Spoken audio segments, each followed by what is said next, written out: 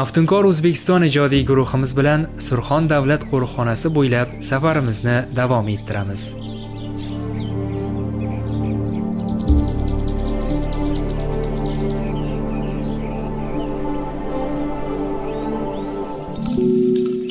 Tong yorishdi.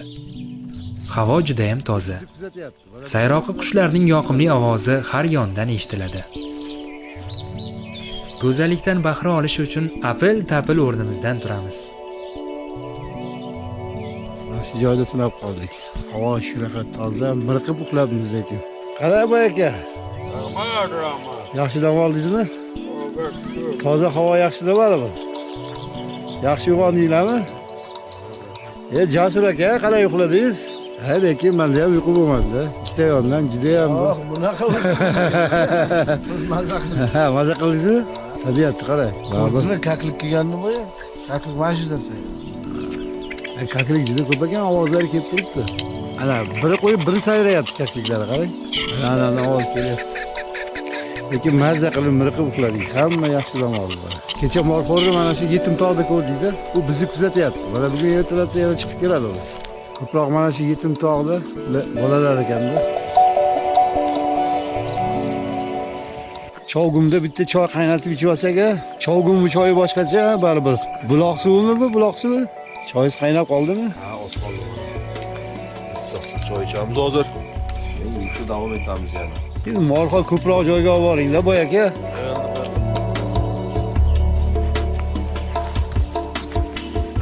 Choyimiz ham asta qaynab kelyapti, mana.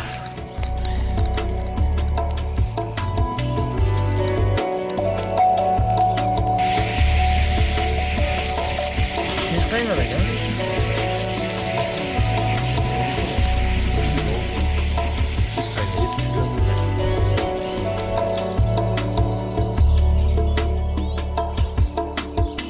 Nonushta tayyor bo'lguncha tonggi go'zallikni biroz tomosha qilishga imkonimiz bor ekan. Maftunkor manzara. Quyosh nurlari tog' cho'qqilarini asta-sekin yoritib kelyapti. Ayni paytda siz ham ekran orqali bo'lsa-da tabiatning eng sokin, sirli va shu bilan birga jonlanuvchi manzarasiga guvoh bo'lyapsiz. Ha, Jasur aka, qayerga ketib qoldingiz? Tuymayapti odam, tuymayapti. Tomosha qilib. Men tog'da o'tirish bu hamma emas. Shahar shoqinida. Nima ishlarim, mashinaga bir kecha, ikki kecha yotish almash bo'lmaydigandammi? Havo bosimidagi farq sababidan yuzaga kelgan mayin shabada tanimizga kuch bag'ishlaydi. Daraxt barglari-yu o't-o'lanlar ham go'yo erkalanayotgandek tebranadi. Lekin o'zgacha chiroyli-ga, mana qarang. Sizni kutyapmiz, yarim soatdan beri hali. Endi Tungi salqinlik tufayli havodagi namlik quyosh nurlarida parchalanib, atrofda o'ziga xos ko'rinish hosil qilgan. O'simliklar ham fotosintez jarayonini boshlashdi. Namlik bilan to'yingan havo tanimizga singib, nafas yo'llarimizni ochadi. Chuqur-chuqur nafas olamiz. Quyosh nurlari tog'lar ortidagi mana bu vodiyga ham kirib keldi.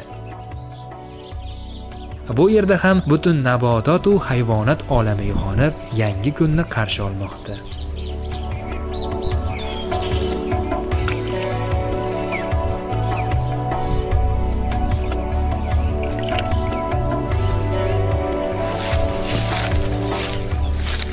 Endi nonushta qilib olishimiz kerak.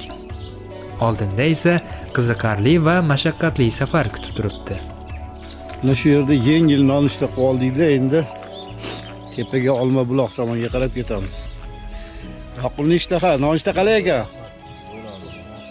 Ha, baribir boshqacha-da bu yerda. Chog'imda qaynagan choydan maza qilib ichib olamiz-da. Mana ova. Ye, rahmat. Olinglar.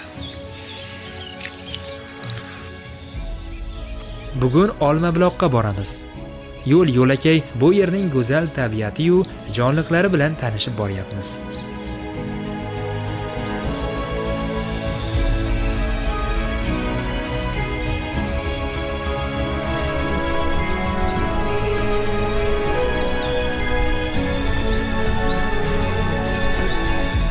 sal yurib kattagina yirtqich qushga ko'zimiz tushdi. Daraxtda turib o'ljasini poylayaptimi, qimirlamaydi.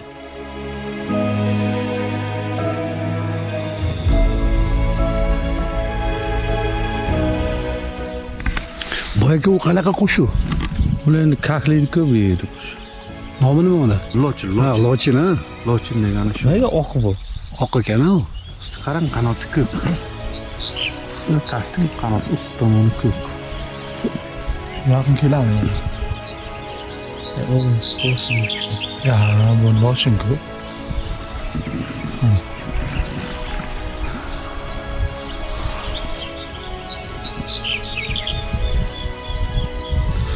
Bu kaklik ovlaydi bu. Ha, kaklik ko'p bo'ladi. Yegani ko'p bo'ladi. Turishini qarang, chiroyli qush ekan ha. Ha, daraxtda turibdimi? Shu yerda Bunisida bu daraxt. shu yerda turdim qanaqa shu. Qanaqa ko'k ekan bu. Ha, ko'k suribdi bu. Ko'kchilikda oqarib turibdi endi.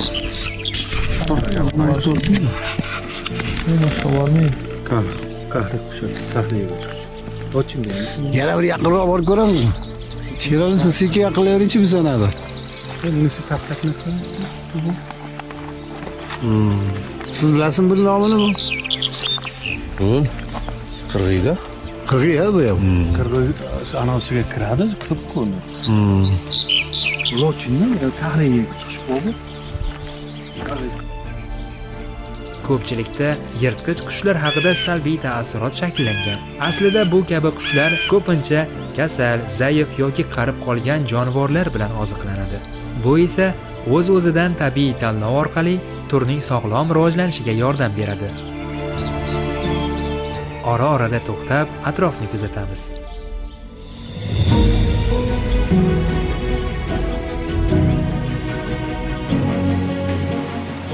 Mana qarang, uyasini. Mana, qushning uyasi bor ekan mana. Bu qaysi qush uyasi ekan? Balki o'tgan qilgan ko'ramiz. Ha, bulbul ham quradi mana. Lekin palaklar uyasi bo'lishi mumkin. O'sha bulbulga turgan sal Bu masalan shu uyaga boshqa qush kelishi mumkinmi? Yo'q, bu yil endi bundan foydalanmaydi. Bundan foydalanmaydi ha. Ular faqat yangisini. O'zi yangi quradi. Lekin juda puxta avvalgi bir qurgan ekan mana. Buzilib ham ketmagan mana. bu yana keyin bu nimadan dalolat beradi qarang. Mana shu yerdan odam izi so'qmoq-ku, ha? Shu yerga qurgan. Bu degani shu yer ham tinch hatto deganida. Ha. Sokinlik. Mana shu hech kim o'tmaydigan joy deb bilganda shular. Mana shu yerda bemalol qurgan, qarang. Bo'lmasa bu bunaqa joyda qurilish kerak emas edi. Hozircha kameramizga faqatgina chiroyli qushlar va go'zal tabiat manzaralari tushyapti xolos.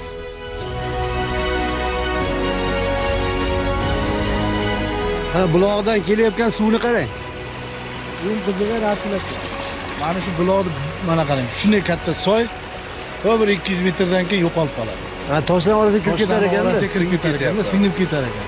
Yer ostida suv daryolar bor deyiladi. Mana shu daryolar qayerdan keladi hayron bo'laman. Shunaqa singib ketayotgan soylar ko'p-da.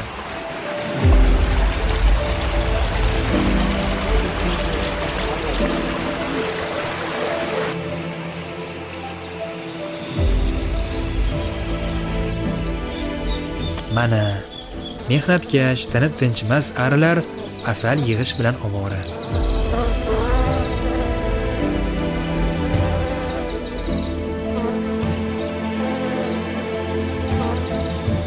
U anavi kapalak esa arining jig'iga tegmoqchi shekilli, qaysi tomonga o'tsa ham ortidan qolgani yo'q.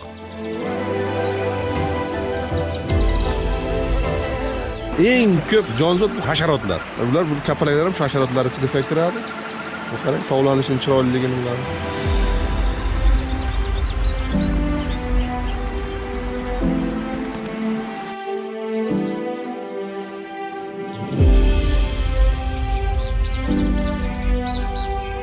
Hozir kakliklarning qimirlagan ovozi naro jarliydi.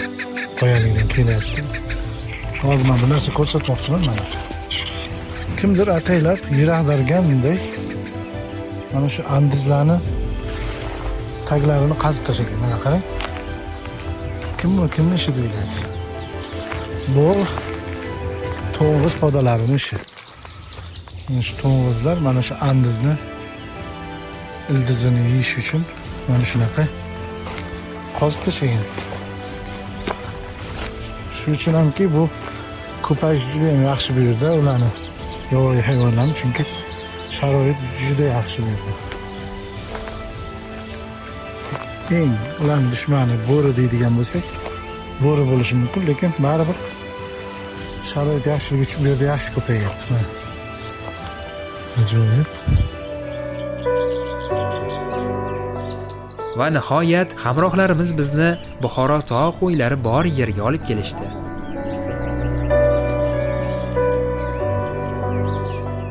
Qulay joylashib oldik. Butun atrof kaftdek ko'rinib turibdi. Lekin biz ko'zga tashlanmaymiz. Asosan bu qarang hozir ko'rib turgan joylarimiz Buxoro tog' qo'ylari uchun juda yaxshi joylar bu yerlar. Buxoro tog' qo'ylari faqat past tekisliklarda ko'proq cho'l hududlarida yashaydi. Morxorlar qoyalarda. Chunki ular tez yurishga emasdan faqat sakrab chaqqonligi bo'yicha ular qoyalarda bolalaydi, o'sha yerda ko'payadi, o'sha yerda harakatlanadi.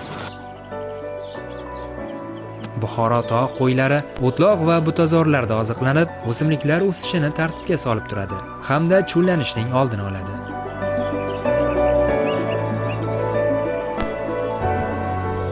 Yana bir muhim tomoni burgut, bo'ri, tulki va boshqa yirtqichlar uchun ozuqa manbai hisoblanadi. Shu bilan biologik zanjirni barqaror saqlashga yordam beradi.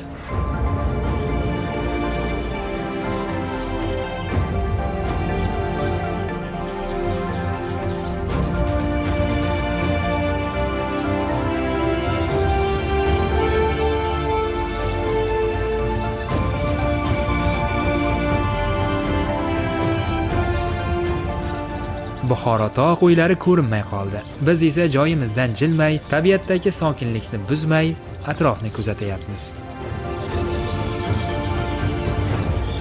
Ketmaymizmi degan taklifimizga mahalliy hamrohlarimiz yana biroz sabr qilaylik. Oxirgi sanoq bo'yicha morxo'rlar soni 800 bosh atrofida. Hech bo'lmasa bitta suruv boshqa hududlarga mana shu yo'ldan o'tishi mumkin deyishdi. Nachora, xo'p deyishdan boshqa ilojimiz yo'q. Morxo'rda hikmatda siz aytganingizdan keyin ko'rdim, u umuman gavdasi jihatdan chaqqonligini sezmaysiz. Bir xuddiki bir joyga u katta qiladiganda u. Va shoxini ko'rsangiz boshqa juda katta bo'lar ekan, uni urg'ochisiga nisbatan. Shuning uchun ko'rishga ishtiyoq ham juda baland aka uni. Morxo'r degani qarang, u tojikcha so'z olingan bo'lib, morxo'r degan ilonxo'r degan.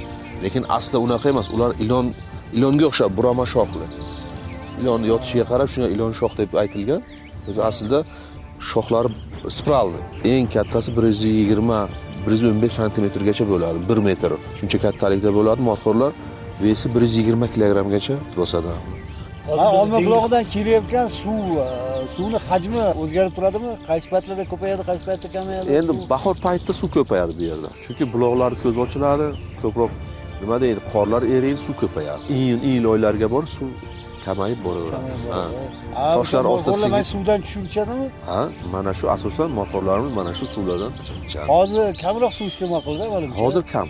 Hozirgi paytda kam. Faqat morxo'rlar emas, bu yerda yovvoyi cho'chqalar bor, bo'rilar bor, jayra, bo'rsa, shunga o'xshagan hayvonlarimiz hammasi mana shu suvdan iste'mol qiladi. Hozir tabiatni ko'ryapmiz-da, shu darajada ideal bo'libdi ular uchun. To'qaylar ichida yo'lma-yo'l kelyapmiz, cho'chqalarni kovlab tashlaganda, oziqlangan. Demak, bemalol mana shu yerda yurar ekan-da. Hu ana sabrimizni sinagan morxo'rlar archalar orasidan chiqib kelishyapti.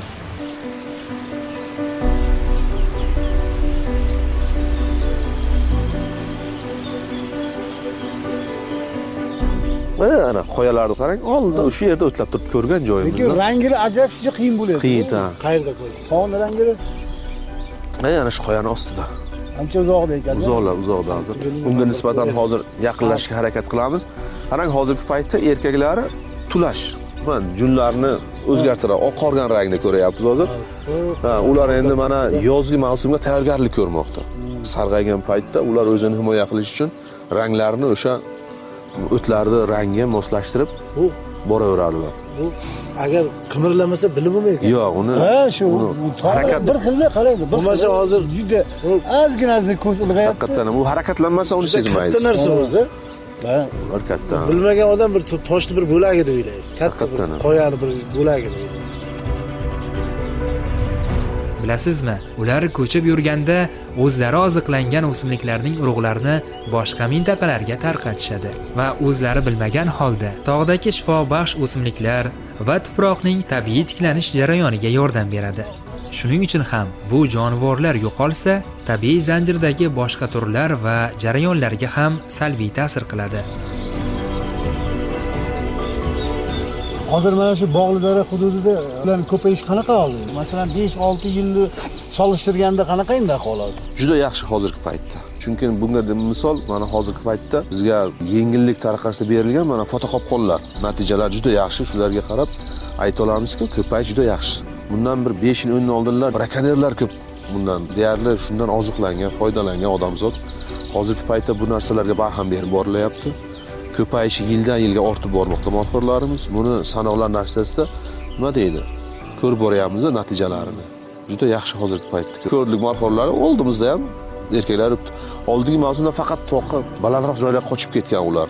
Ovchilar ko'p bo'lgan, brakanerlar ko'p bo'lgan. Hozir undan natija hech ko'rmayapmiz. Hammasi o'z joyida tinchgina.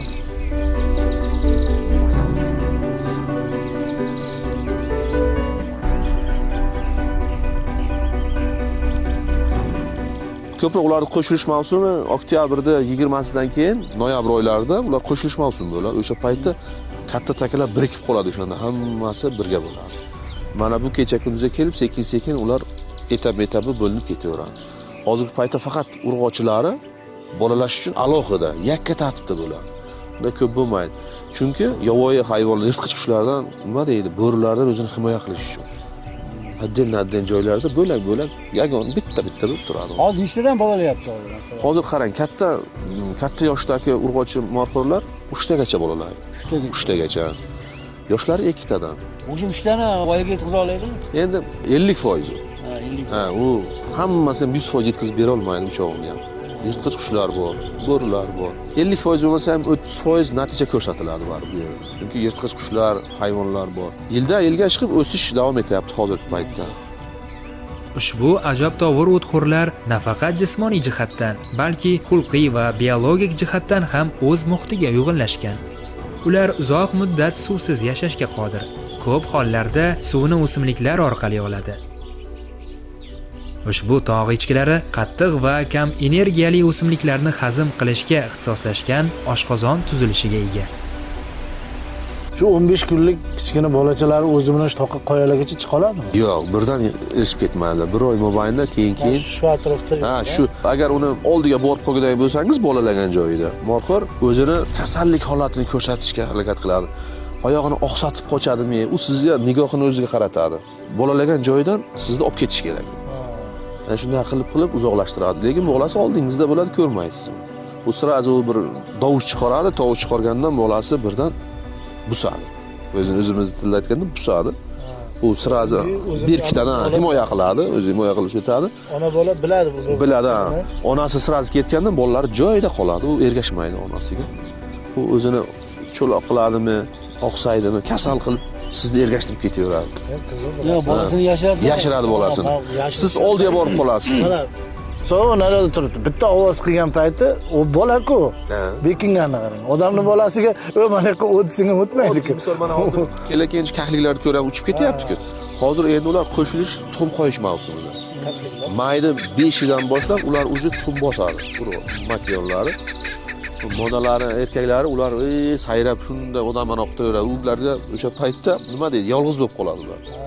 Lekin o'sha tuxum bosib turgan kahlikni oldiga borib qolsangiz, kahlik ham turganda tuxumni sizni chalg'itish uchun qanotlarini bunaqa qilib, patmanada pat qochadi-da ular. u sizni uzoqlatish kerak. Ha. Siz unga tobora yaqinlashavergan sari u yana qochaveradi. U sizni o'sha tuxumlaridan himoya qiladi. Tabiiy qonuni. O'zi Haqiqatan. bularga instinkt qarang deyman. Million yildan beri shu narsalar bor shularga. O'zini saqlab qolish uchun aqlda Yashash uchun nima kurashda ularda, yashash uchun kurash ularda. Morxo'rlar ko'pincha suruv bo'lib yurishadi. Bu o'z-o'zidan xavfni tez sezish va yirtqichlardan qochish imkoniyatini oshiradi. Har qanday xavf holatida ular tikjar va yuqori toshliklarni mo'ljal olib qochadi. Bunga sabab tik qiyaliklarda harakatlanishda qo'riqxonadagi biron yirtqich morxo'rlar bilan bahslasha olmaydi.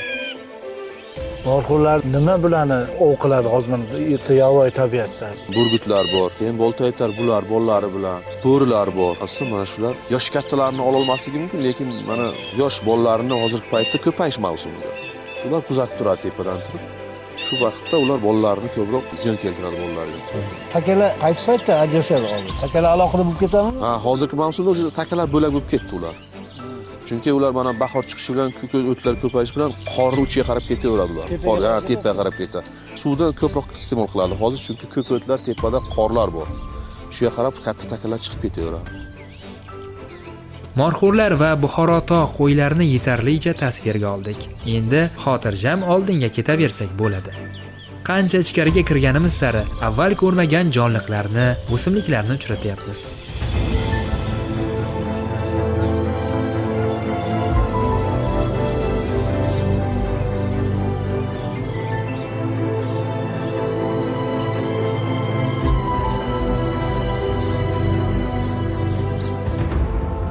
Bu yo'lbars kapalak bo'lsa kerak, o'zi nihoyatda chiroyli.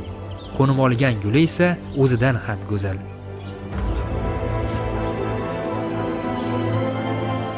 Bu tomonda esa arilar oilasining boshqa turi ish bilan ovora.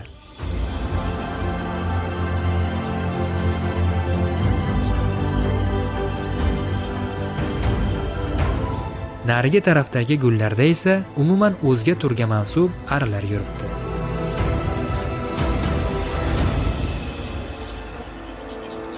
Hayron qolmay ilojingiz yo'q. Endi bu turdagi arilarni qarang. Ular sal kichikroq bo'lsa-da, oilaviy hamjihatligi kuchli ekan. Jamoa bo'lib bir gulga yopishgan. Bunday paytda ular qo'ngan gulda nektar umuman qolmasa kerak.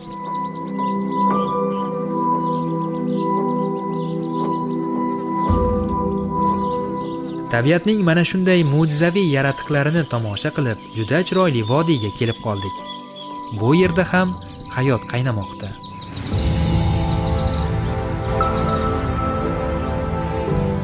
Dam olish uchun to'xtadik.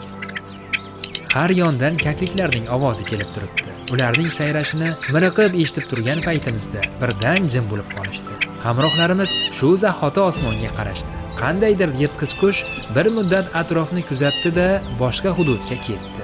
Shu zahoti kakliklar yana sayrashni boshladi. Ularning sezgirligi va ehtiyotkorligiga qoyil qolmasdan ilojingiz yo'q.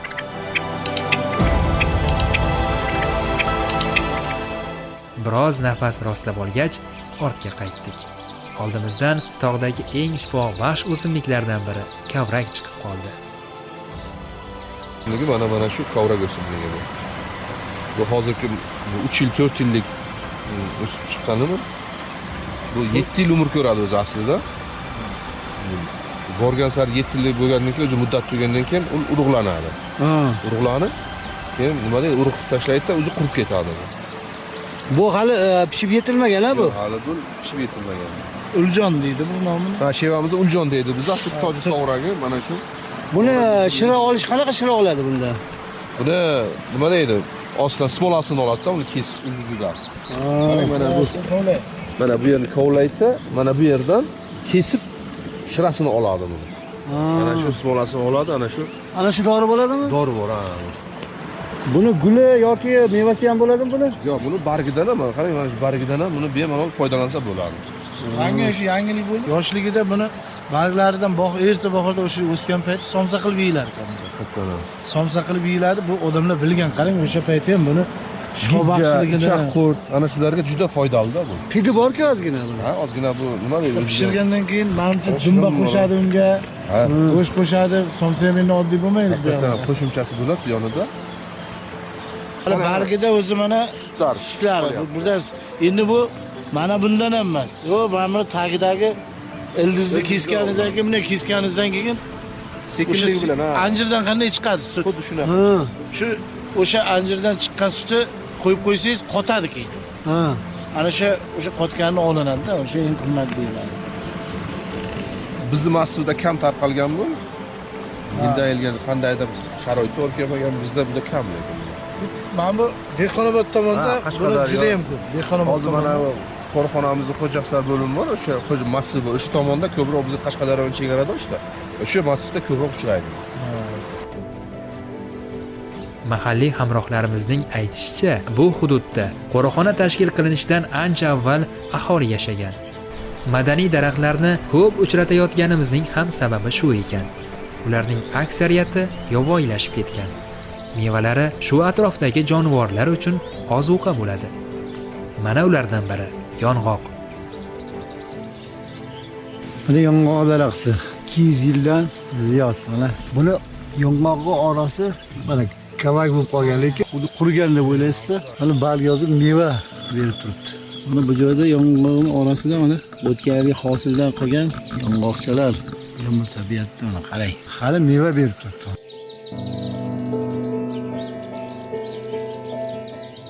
Bu esa pista daraxti. Ko'rinishdan u guruhimizdagi hammadan ham yoshi katta bo'lsa kerak. Mana juda ham katta pista daraxti ekan. Shoxlarini olasizlar, mana tepaga chiqib ko'ramiz.